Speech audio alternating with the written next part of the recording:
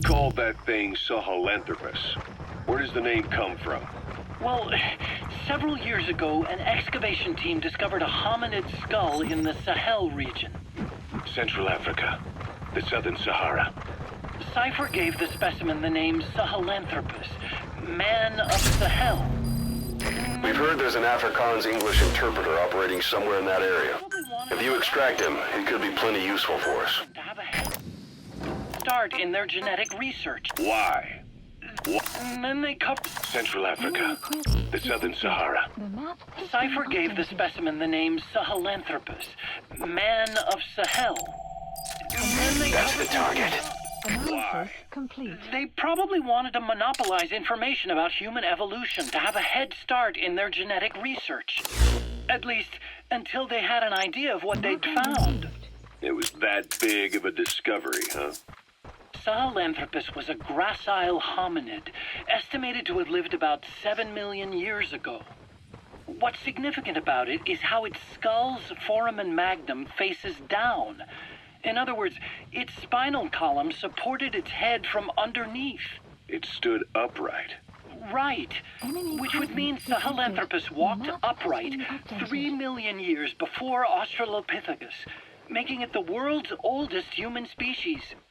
Walking upright. I get it.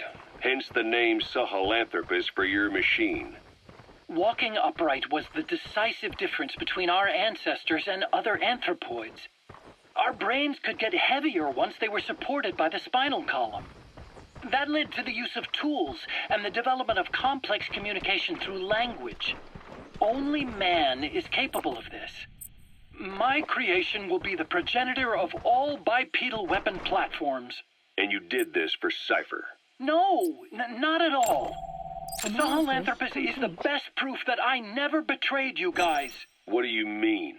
The reconstructed Sahelanthropus skull looked exactly like the skull we used as our logo 9 years ago in the Caribbean. An army without a nation. Outside the world order. The design was based on Pangaea, the supercontinent that existed 250 million years ago, right? Yeah. When the world was a single landmass. That concept's at the source of our strength. I felt the same way about Sahelanthropus. Sure, I was forced to build it under their orders, but I always wanted to put its technology back in our hands someday. That's the reason I incorporated the old insignia into Sahelanthropus's name. Don't you see? That's how much I was thinking about you guys. Oh, I see, all right. I see someone desperate to cover his ass. You can say whatever you want after the fact. But that skull also symbolizes... Great job. All right, we'll bring him out. Snake, you finally came.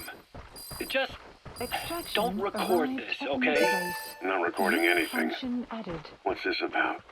What I'm about to say stays between you and me. It's about the weapon to surpass Metal Gear. Do you know a researcher by the name of Clark? He works in the biotech industry, real advanced stuff. His area is bioengineering, but lately he's also gotten into genetic research.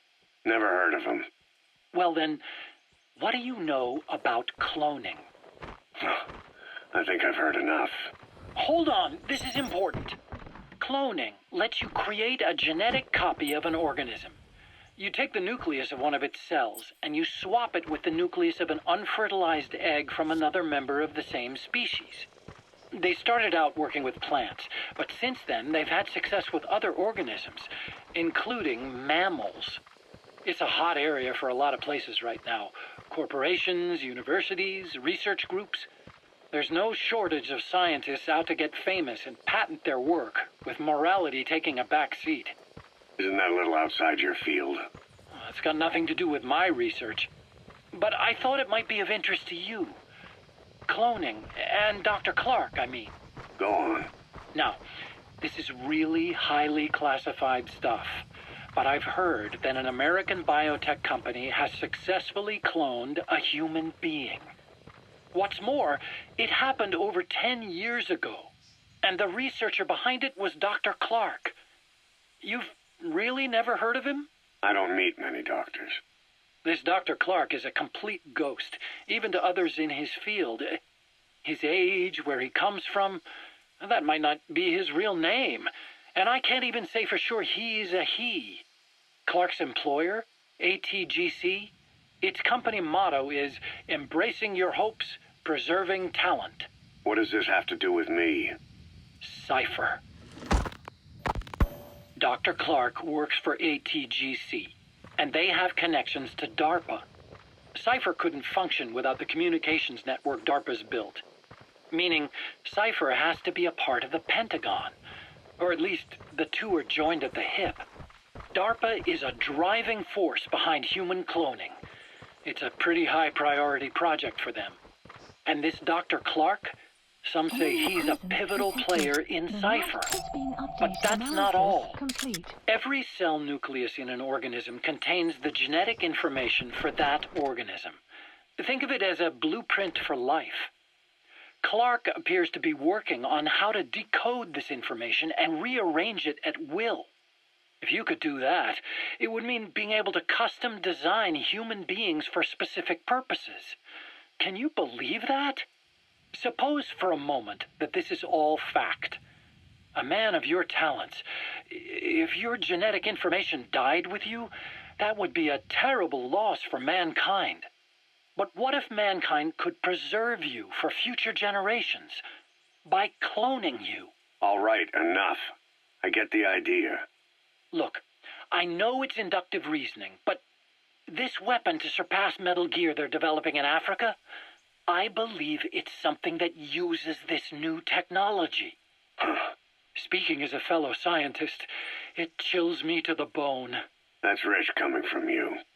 If genes serve as our blueprint, then I wonder if they include an impulse that drives us to tweak the design. Can you imagine that? Genes, encoded with information that wants its children to decode it. Is life itself putting the direction of our next evolution in the hands of scientists? I guess it would take some real arrogance to believe that. And yet, it could be what Cypher's after. I think you're barking up the wrong tree. But that was an interesting story. It'd make a good movie. You have to believe me. Where'd you hear all this anyway? Where? I just overheard it in bits and pieces while I was forced to do that research for them. Right. Wait a minute.